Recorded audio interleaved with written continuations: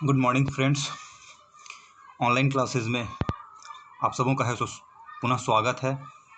आज हम लोग हिस्ट्री के एक प्रमुख व्यक्तित्व इब्न बतूता के विषय में है सो जानेंगे। यह है सो एक प्रमुख यात्री था जो 14वीं सदी में है सो मोहम्मद बिन तुगलक के काल में अफ्रीका के मोरक्को देश के तंजीर नामक स्थान से है सो भारत आया था।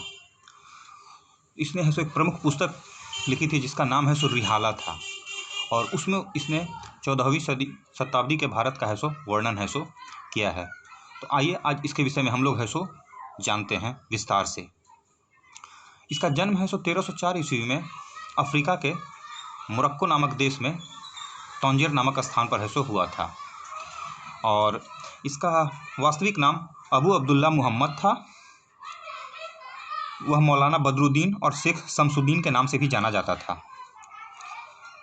उसका परिवार शिक्षित और प्रतिष्ठित था, परंतु घूमने की इच्छा के कारण वह 22 वर्ष की अवस्था में 21 या संभवतः 22 वर्ष की अवस्था में 1325 ईस्वी में अपने घर को त्याग देता है और घूमने के लिए है सो निकल पड़ता है। यह घटना उसके लिए ऐसी थी जैसे पक्षी अपने घोंसलों को छोड़ देता है। मार्ग में वह अल्जीरिया, ट्यूनीशिया, सूसा, अलेक्जेंड्रिया, काहिरा, दमिश्क, मदीना, मक्का और बगदाद घूमता है, और वहाँ वह मोहम्मद बिन तुगलक के विषय में बहुत सारी बातों को सुनता है, और वहाँ से वो है सो जद्दा पहुँच जाता है। परंतु वहाँ से उसको कोई जहाज़ उपलब्ध है सो नहीं होता है, और वह स्थल मार्ग से भारत की ओर है सो चल पड़ता है।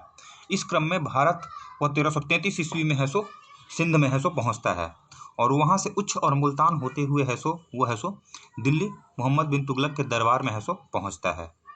मोहम्मद बिन तुगलक उसके व्यक्तित्व और उसके बात व्यवहार से बहुत खुश होता है, और उसको है सो दिल्ली का काजी है सो बना देता है, और वहाँ पे वह लगभग है सो 9 वर्षों तक है सो काजी के पद पर रहता है।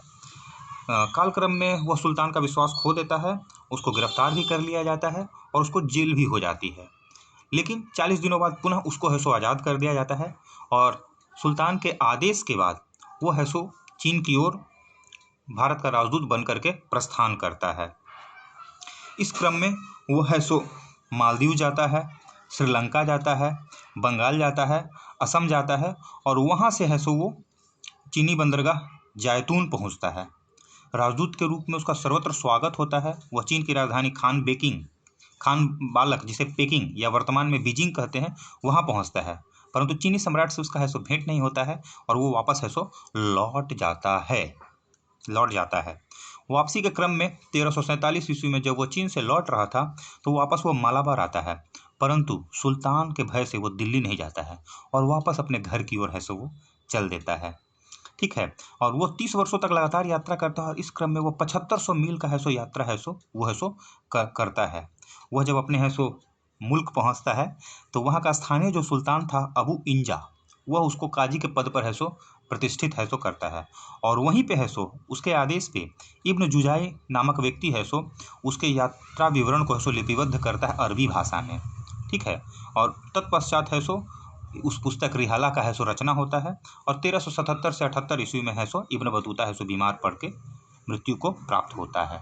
और आइए अब हम लोग देखते हैं कि उसने अपनी पुस्तक रिहाला में है सो 14वीं शताब्दी के भारत का किस प्रकार है सो वर्णन है सो किया है। इनफैक्ट वह भारत से बहुत ही है सो प्रभावित था, और सर्वप्रथम वो है सो भारत के फल और अनाजों के विषय में है सो अपनी पुस्तक में है सो लिखता है, और यहाँ के 3 चीज़ों से वो बहुत ही प्रभावित होता है। पहला है नारियल का वृक्ष, दूसरा नारियल का फल, और तीसरा है पान, और चौथा है आम। नारियल को वृक्ष को वो प्रकृति में सबसे विस्मयकारी वृक्ष मानता है। नारियल के फल को वह मानव के सिर के समान मानता है, जिसमें 2 आंखें होती हैं, एक मुंह होता है, एक मस्तिष्क होता है, और रेशे जैसे बाल होता है। और पान को वह ऐसा वृक्ष कहता है जो अंगूर की लता की तरह है सो उगाया जाता है, और सुल्तान के हाथों से पान का बीड़ा प्राप्त करना अत्यंत सम्मानजनक माना जाता है, ऐसा वो कहता है। आम को यहाँ का वो प्रमुख फल है सो मानता है। तो ये देखते हैं कि ये फल और अनाज के विषय में वो है सो भारत के विषय में है सो क्या सोचता है। दूसरा है आपका भारत के नगर। भारत के नगरों के विषय में वह विस्तार से है सो वर्णन करता है। पहला है सो आपका है सो राजधानी दिल्ली, और दूसरा जो मोहम्मद बिन तुगलक के काल में है सो दूसरी राजधानी जो बनी दौलताबाद, उसके विषय में। तो दिल्ली के विषय में वो कहता है कि यह नगर जो है 4 नगरों से बना हुआ है। पहला जो है आपका दिल्ली, जो हिंदुओं के समय में बना था। दूसरा है सीरी, जिसे दारुल खिलाफा या दारुल राजधानी कहते थे। और तीसरा है तुगलकाबाद, जिसे गयासुद्दीन तुगलक द्वारा है सो बनाया गया था। चौथा है जहांपनाह, जिसे मोहम्मद तुगलक द्वारा बसाया गया था। यहाँ के जो नगर थे, बहुत के भवन थे, वो बहुत ही सुंदर और सुदृढ़ बने हुए थे। चौकीदार और द्वारपाल इसकी रक्षा के लिए है सो सदा तत्पर रहते थे। और इनके जो प्राचीर थे वो बहुत ही अच्छे थे। वह उसमें है सो अनाज रखने का है सो गोदाम भी था। और उस पे है सो सैनिक है सो चल भी सकते थे, जा भी सकते थे और आ भी सकते थे। इस प्रकार की चौड़ी चौड़ी है सो प्राचीरें है सो बनाई गई थी। और कहा जाता है कि इस नगर में है सो कुल 28 दरवाजे थे। 28 दरवाजे थे और उन्हीं दरवाज़ों से व्यक्ति आते और जाते थे। इसी प्रकार दूसरा जो राजधानी है, राजधानी नगर दौलताबाद है, उसके विषय में कहता है कि यह जो शहर था वो 3 भागों में बटा हुआ था। पहला है सो दौलताबाद था, जहाँ सम्राट की सेना रहती थी। दूसरा है कतकता था और तीसरा था देवगिरी। यह देवगिरी जो है एक अद्वितीय दुर्ग था, जो चट्टान को काटकर पर्वत शिखर पर बनाया गया था। और इस दुर्ग में प्रवेश करने के लिए चमड़े की सीढ़ियाँ बनाई गई थी, जिसको रात्रि में है सो हटा दिया जाता था। ठीक है, तो इस प्रकार हम देखते हैं कि वो है सो शहरों का वर्णन है सो करता है। दौलताबाद के विषय में वह यह भी कहता है कि दौलताबाद में मरहट्टे रहते थे, जिनकी स्त्रियां बहुत सुंदर होती थीं। ठीक है, और यहाँ आम और अनार है सो बहुत होते थे। आम और अनार बहुत ज़्यादा होते थे। और मोहम्मद बिन तुगलक जब अपनी राजधानी को दिल्ली से दौलताबाद को ट्रांसफ़र करता है, तो वो निर्देश देता है कि दिल्ली में कोई भी ना रहे। और जब उसको पता चलता है कि वहाँ पे 2 व्यक्ति हैं, जो एक अंधा है और दूसरा लूला है, तो क्रुद्ध होकर सुल्तान है सो लूला को है सो मंजनीक से उड़ा देता है और अंधे को दिल्ली से दौलताबाद घसीट कर ले जाया जाता है। 40 दिन की यात्रा के बाद है सो अंधे का सिर्फ एक पैर है सो दौलताबाद पहुँचता है। ऐसा वर्णन उसने अपनी किताब में है सो किया है। तीसरा जो वर्णन उसने है सो भारत की सामाजिक व्यवस्थाओं के विषय में किया है, उसमें है सो वो कहता है कि यहाँ विदेशियों का है सो यहाँ पे बहुत ही आदर सत्कार होता था। उन्हें प्रत्येक सुविधाएं उपलब्ध कराई जाती थीं। मांसाहार समाज में प्रचलित था। शरबत पीने और पान सुपारी खाने की प्रथा थी और विवाहोत्सव धूमधाम से मनाया जाता था। धनी वर्ग कीमती वस्त्र और आभूषण पहनता था। और चौगान है सो एक लोकप्रिय है सो खेल था, जो यहाँ के लोग है सो खेलते थे। दास दासियों को खरीद बिक्री यहाँ पे है सो होता था। दुर्भिक्षी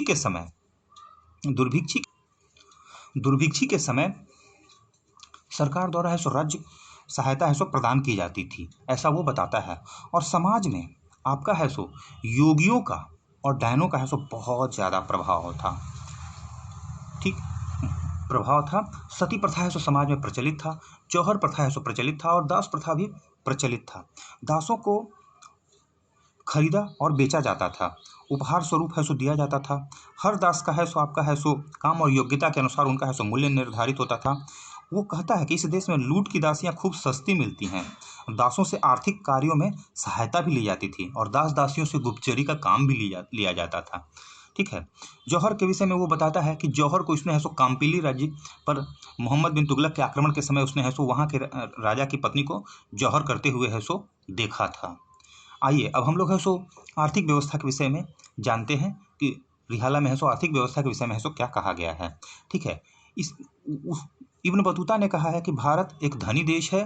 ठीक है, यहाँ की भूमि उपजाऊ है और भरपूर फसल होती है, परंतु वस्त्र उद्योग सबसे प्रमुख उद्योग है। ठीक है, और यहाँ पे बहुत बड़े बड़े है सो बंदरगाह हैं।